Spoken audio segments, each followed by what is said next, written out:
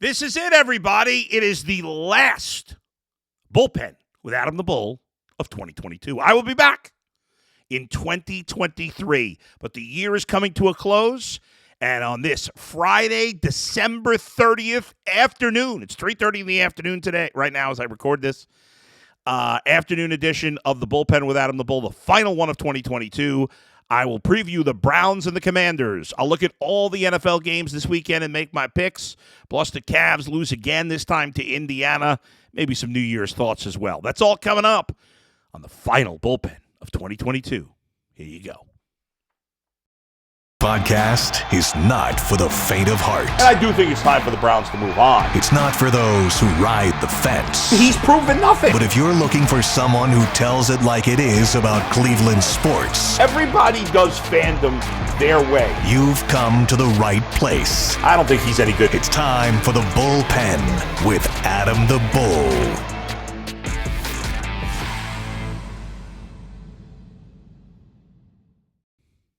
Bow, ba, bow, bow. I love that music. It's very catchy. It's very catchy in my brain. Folks, as the year comes to an end, the next time you'll hear from me after this podcast will be on New Year's Day, January 1st. We do have the Buckeyes tomorrow. I got to talk about that as well. Buckeyes coming up tomorrow on New Year's Eve. And then January 1st, we'll have the Browns. And G and Mikey McNuggets and I will be on for the postgame show. And then Mikey McNuggets, and I will be doing a Monday Ultimate Cleveland Sports Show on January the 2nd from our homes. And then we'll be back in the studio as normal on January 2nd. That Tuesday, Jay will be back. So we'll be getting into a lot of things there. But let's begin. Just first of all, everybody does their New Year's resolutions and all the same old stuff. I'm going to lose weight. I'm going to do this. I'm going to do that. I'm not going to get into the same old tired stuff. I will say, and I bring this up every once in a while, and it's, probably spitting in the wind, but let's all try to be a little kinder to each other in 2023. I can be vicious at times. I can fight with people at times on Twitter. I'm trying to do that less. There's a big difference in arguing about a sports point and going back and forth and even busting chops, and the viciousness of life and politics and all these things, and we get so caught up in all the rhetoric and I'm right and you're wrong, and I'm a big I'm right and you're wrong guy, but let's just be kinder to each other, can we? We're never all going to agree on everything, but we can agree to at least be respectful. Can we try? Excuse me.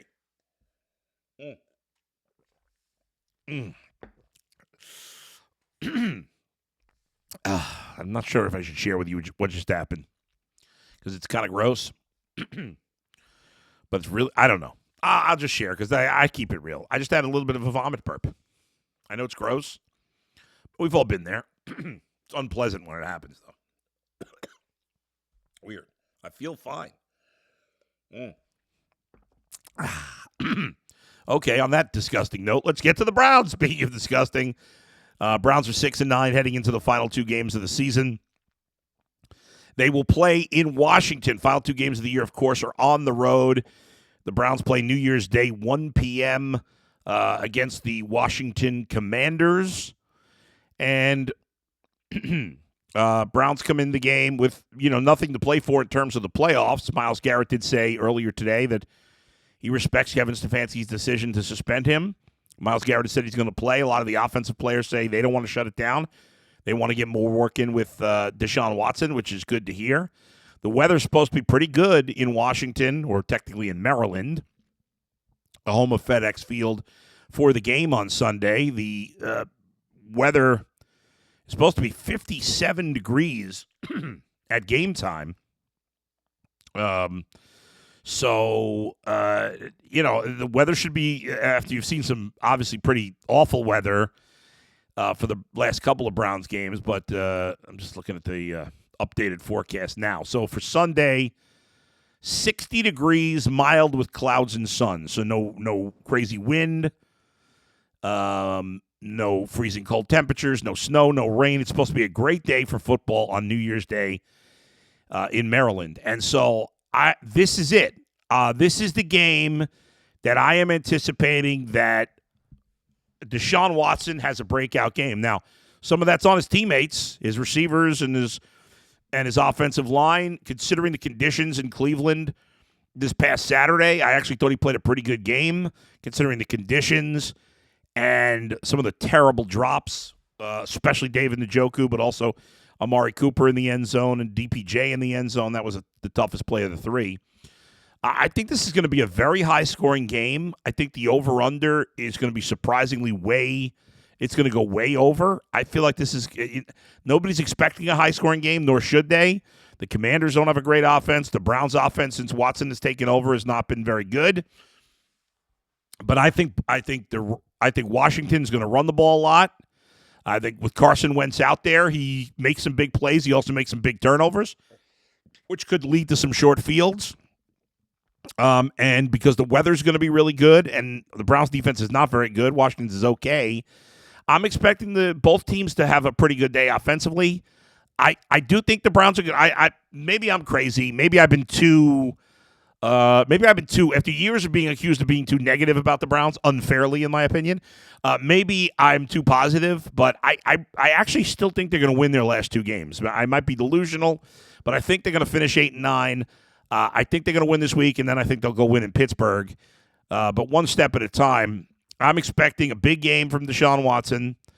And I expect his first 300-yard game. I think he's going to get 3 touchdowns, maybe passing, maybe 2 passing and 1 rushing himself. We'll see.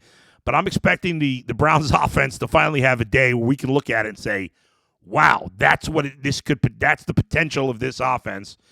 Now, there's certainly a chance I'll be wrong and eating my words on Monday, but let's hope that I'm right. Because I think we all want to see that. We all want to feel good about Deshaun Watson, and if he plays well in these final 2 games, then we'll feel good about him heading into the offseason. So I am going to take the Browns plus the 2 points in Washington. I do think they're going to take care of business. And heading into next year, obviously there's been a lot of talk about whether or not Kevin Stefanski should be fired. The assumption is he won't. I would give him 1 more year. However, as we all know, Jimmy Haslam marches to the beat of his own drummer, and anything is possible. I mean, it wouldn't stun me if Kevin Stefanski got fired, because that's Jimmy Haslam. You never know. Now, I know a lot of you want him to be fired, and I get that. I've been in the let's fire the coach camp many, many times before, and this is the first time probably in ever, certainly since I've been working in Cleveland, since August 29th, 2011, that there is at least some general consensus that people want a coach fired, that I'm on the opposite end. I've never been on the opposite end of this, but I am today. And let's hope for all our sakes that I'm right, because you don't want to have to start over. And the hope is that Kevin Stefanski and Deshaun Watson, with a full offseason, a full mini camp, full training camp, on the same page, add a speed receiver, fix the defensive line, and that the Browns could be a totally different team next year. I know you've heard it a million times before, but you've never heard it with going into a season with a guy who has been a top 10 and at times a top 5 quarterback for the Cleveland Browns playing the whole season. That's never happened for the Browns, ever. That's what's different about the wait till next year this year. Doesn't mean it'll pan out. It might turn out just like all the others, but that's a reason for a different thought about wait till next year as compared to years past. All right, I'm going to take a break. When I come back, I've got all my picks for this weekend in the National Football League, except for the Monday night game, which is going to be a great game, Bills and Bengals in Cincinnati. I'll save that one for my first 2023 show. But I got all the Sunday games that I'll pick them all next in the bullpen with Adam the Bull. But first, betonline.net, your number one source for sports betting info, stats, news, and analysis. Get the latest odds and trends for every professional and amateur league out there. From pro football to college bowl season to basketball and World Cup, we've got it all at betonline.net. And if you love sports podcasts, you can find them at BetOnline as well. We're always the fastest and easiest way to get your betting info. Head to the website today or use your mobile device to learn more. BetOnline, where the game starts. All right, so we are going to continue with the all the picks in the NFL for week number 17. Week number 17. Here we go. Cowboys beat the Titans. I forgot to pick that game yesterday. Bad job out of me. I probably would have picked the Cowboys, but I don't get credit for it. So I get a no No kind. The Titans, what a disaster. Now they still can win the division and get in the playoffs as the 4 seed at 8-9 if they beat the Jags next week. But Josh Dobbs wasn't awful, but I can't imagine they'll beat Jacksonville the way Jacksonville's playing. You never know. But Dallas did what they had to do. They stay mathematically alive for the NFC East title. Eagles need one more win or one Cowboys loss to lock it up. 1 o'clock games on New Year's Day, January 1st, this Sunday. Cardinals and Falcons. Ugh, that game's hideous. Falcons still alive for the playoffs. Cardinals are not. These two teams have combined to win 9 games this year. Not good. Falcons are a 4.5-point favorite at home, and as uninspiring as they are, they've been decent at home, and the Cardinals, at the moment, are probably the worst team in football. They're down to their third-string quarterback. DeAndre Hopkins is not playing. They're a total disaster. Falcons are bad, but the Cardinals are a total disaster. It might be a coaching change coming up. And his kid, Tyler Algier, quietly under the radar, has had a nice rookie season. And actually, after not playing that much early in the season, has a chance to have a 1,000-yard season for a rookie back who didn't play much early. Is pretty darn good. He needs 183 yards in his last 2 games to get to become a 1,000-yard back. And 1,000 isn't what it used to be with 17 games, but it's still nice. He's going to finish with maybe 200 carries, so it's pretty impressive. So I'll take the Falcons in this one. I'll lay the 4.5 at home. I think as much as I don't like the Falcons, I actually think they'll win this game easily because the Cardinals are such a disaster. Bears are another team with a terrible record. They're on the road here. Lions, man, hard to figure them out because obviously they've been playing. They started the season terribly. Then they played great ones. Was it 6 of 7 or 7 of 8? I think it was 6 of 7. And then last week they lay a complete egg against Carolina and really hurt their chances of making the playoffs. Obviously they're still alive. They need to win out to have any chance. I think they'll win. Will they cover? I guess so. I mean, the Bears, Justin Fields has done a nice job, but he hasn't won games. He still has a long way to go in terms of his passing game. He's made a big jump here in the second half of year 2, no doubt. There's been major improvement, but he's still got a long way to go. Despite what happened last week, Jared Goff overall is playing well. I think the Lions, who again laid the egg against Carolina, will bounce back. They'll win at home and finish over 500 at home this year. I'll lay the 6 with the Lions. Next 1 o'clock game. The Broncos at the Chiefs. Broncos, one of the biggest disappointments. Another team that's a total disaster. Russell Wilson has been awful for all the complaints about the Deshaun Watson trade. From at least an on-the-field standpoint, a much bigger disaster with Russell Wilson. He's been awful. The Chiefs are a 12.5-point favorite at home. You got to go with the Chiefs. This is a game you either take the Chiefs or you stay away. There's no way you can. I don't care what the points are. I'm not taking any points against the Chiefs. On the road when the Broncos have been so awful. Broncos are 4-11 overall. They've won 1 game on the road this year. It's their last chance to win a second road game, but there's no way that happens. Could they keep it within the number? I guess it's possible. Kansas City handled Seattle pretty easily last week, and Seattle's a team that's played a lot better than Denver, although Seattle kind of like Tennessee and the Jets and the Dolphins are kind of coming loose at the seams here late in the year. Ultimately, I'll take the Chiefs. I hope I'm wrong. I hope the Broncos win, but I'll take the Chiefs minus the 12.5. Huge game with potentially the last AFC playoff spot. I mean, you look at the AFC playoff picture right now. We know there's 4 teams that are definitely in. Buffalo, KC, and Cincinnati have the 3 best records. We know Baltimore is in the playoffs, and we know the Chargers are in the playoffs too. I said 4. I think I said there's only 4 teams that are in this 5. So, and then we know the AFC South, either whoever wins the Jacksonville-Tennessee game gets the 4 seed. But who will the 7 seed be? Right now it's Miami at 8-7. However, they're playing New England. New England, who is not, neither team is playing particularly well. The Patriots are 7-8. If the Patriots win, they'll both be 8-8, and the Patriots will have the tiebreaker. And so they'll control their own. The Patriots do control their own destiny. Both of these teams do to make the playoffs. If either wins out, they're in. The Dolphins would need some help if they lose to the Patriots. The Dolphins are. This is a tough game to pick because it's in New England, but the weather's not going to be particularly bad. It's supposed to be about 50 degrees. So it's not like crazy weather that Miami's not used to. Dolphins have not been great on the road. They're 3-5, but New England's 3-4 at home this year. The Patriots, their offense is terrible. Their quarterback situation is awful. But right now, Miami's using Teddy Bridgewater, who played all right before he got hurt. But their defense hasn't been as good lately.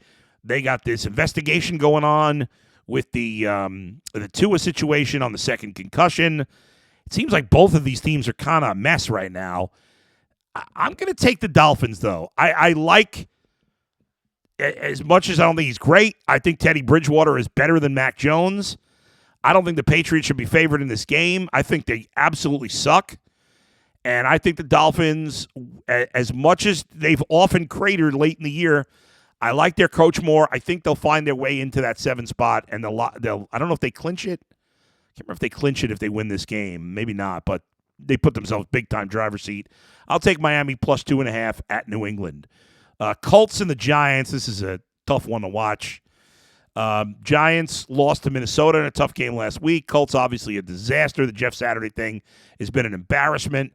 They won their first game with him and have lost, 5 in a row, I think, since.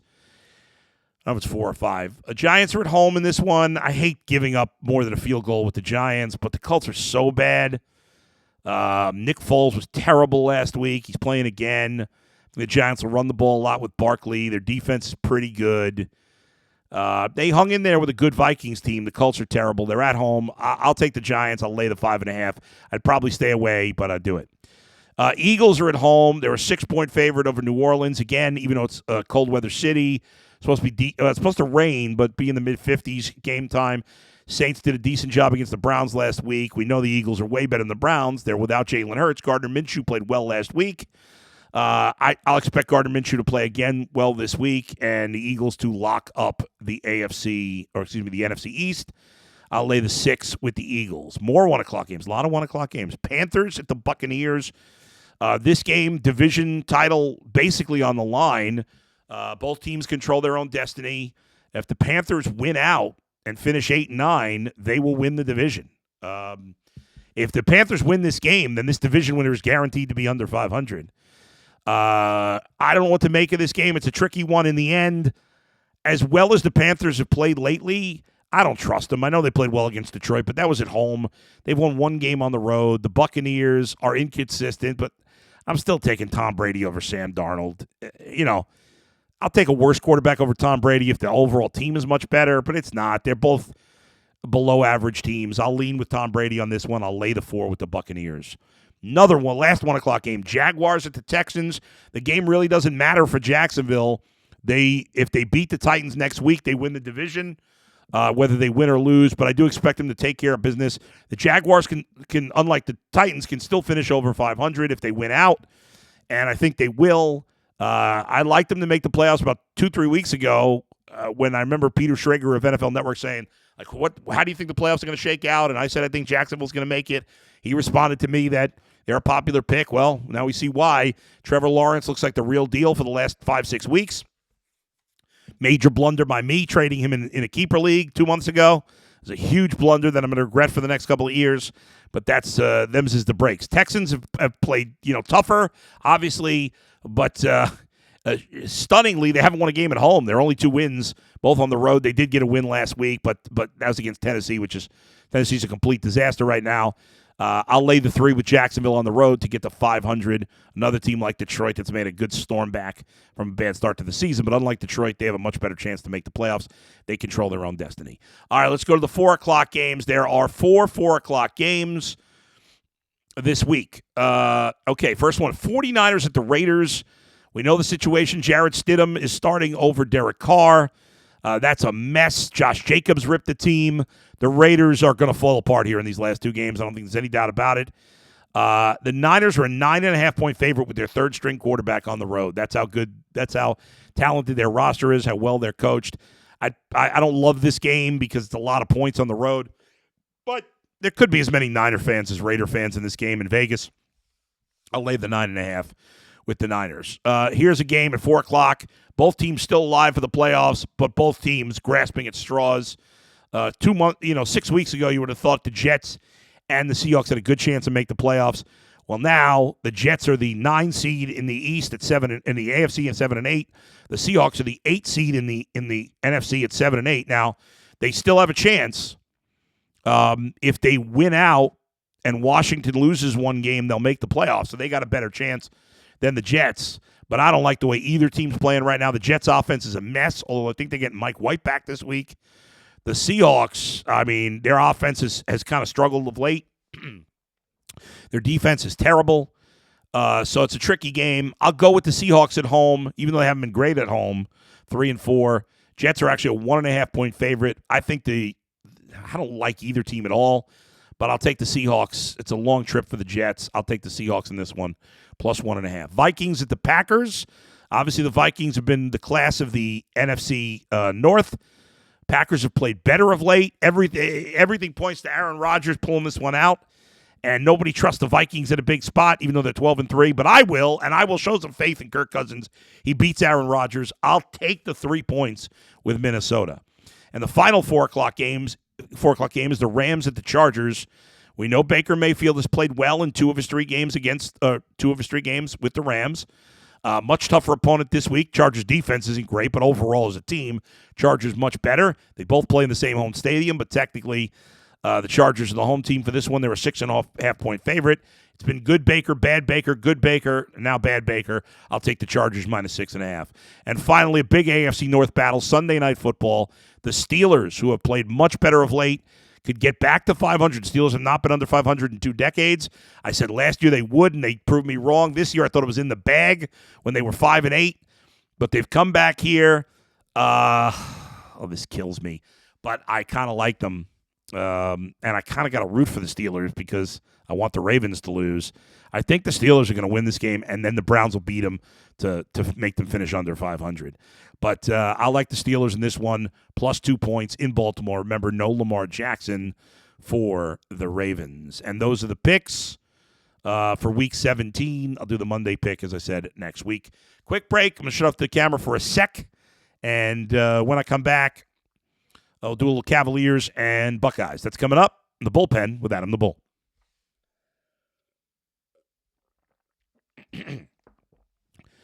All right.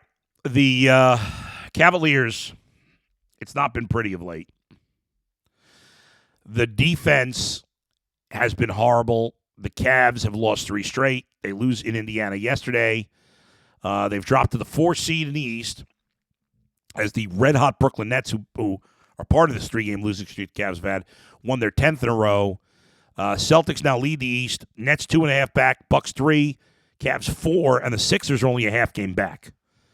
If you're the Cavs, ideally you want to get to at least the 3 seed, because if you're a 4, then you get home court still with the 4, but it's a much tougher opponent.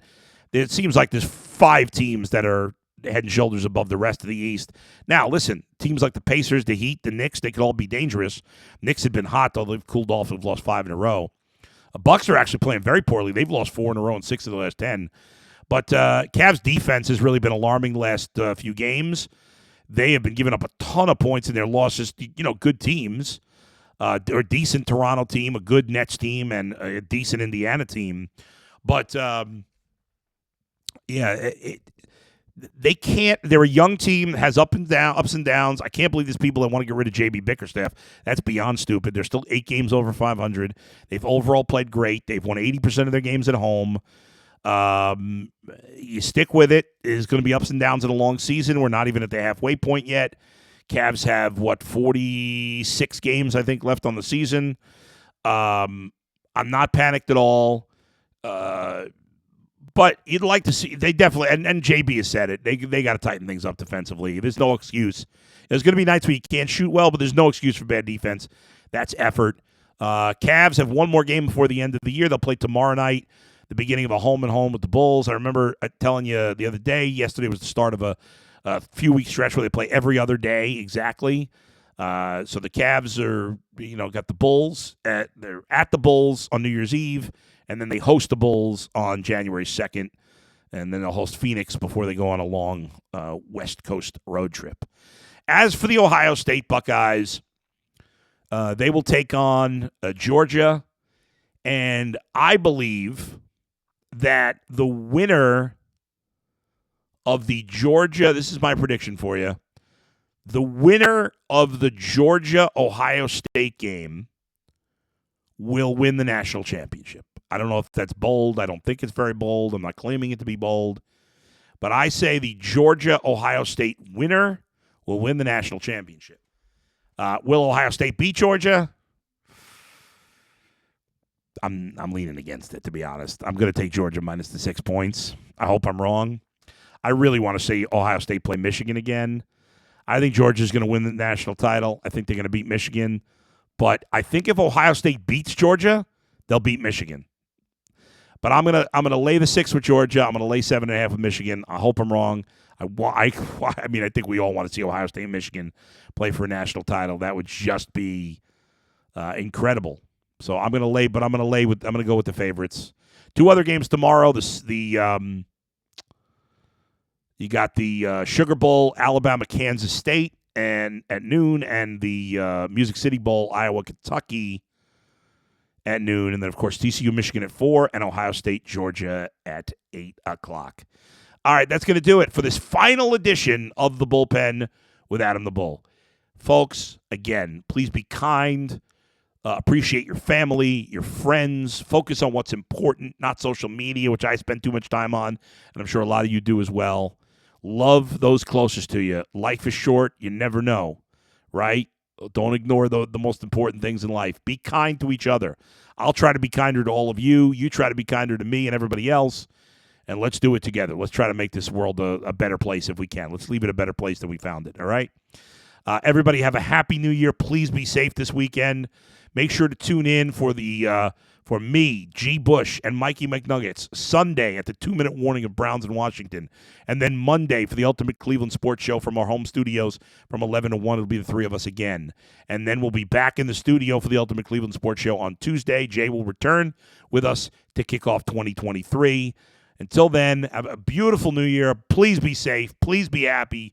You're loved. It's beautiful. I'll see you next year, everybody.